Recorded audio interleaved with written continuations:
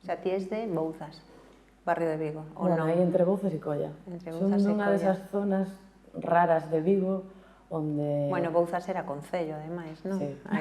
Eso marca moita impronta. Sí. Pero que ademais é unha zona destas, como hai moitas en Vigo, no que se mistura un pouco o rural co urbano. Eu vivía nunha casa que, pues, na que tiña galiñas, coellos, cabras, no medio da cidade. Que nos chama moito a atención dos de Vigo, Sí. que creo que non pasaba só en Vigo, pero que a mí xa me tiñan comentado, ¿no? Que en Vigo habría moitos sitios onde antes se tiña hortas, se tiñan pitas, non? Estás ao lado de todo o mundo urbano, vives, realmente as túas formas de vida son urbanas, tes o teu supermercado, tes acceso a todo o que che dá a cidade, pero ao mesmo tempo, pois, tes esa paisaxe que parece recordar aí ao rural, non?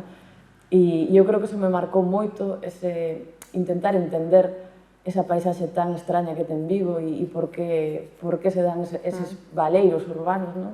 Mal chamados valeiros, que ao final me moveu tamén a querer saber por qué e a estudar arquitectura, estudiar, sí, querer profundizar neso e centrarme no aspecto do urbanismo para entender esa complexidade, que non é só de Vigo, porque ao final é un pouco o que lle pasa a todo Galicia, non? Que hai aí un híbrido un continuo entre ese espacio rural, urbano.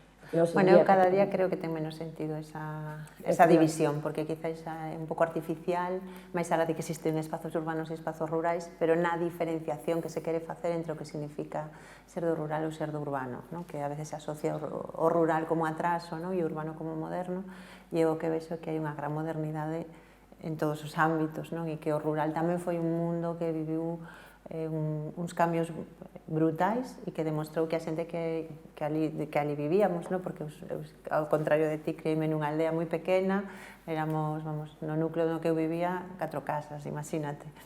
Pero sí que creo que hai como unhas etiquetas que non funcionaban antes e que hoxe están absolutamente desfasadas. É certo que hai unha hibridación, e no que en Galicia o urbano traspasa o que pode parecer que é o mundo urbano e chega a zonas que na súa imaxe parecen rurais, pero que nas formas de vida son urbanas, E iso creo que é interesante e o potencial de Galicia, que hai zonas que teñen o mellor do que era ese mundo rural, pero tamén teñen o bo desas novas formas urbanas.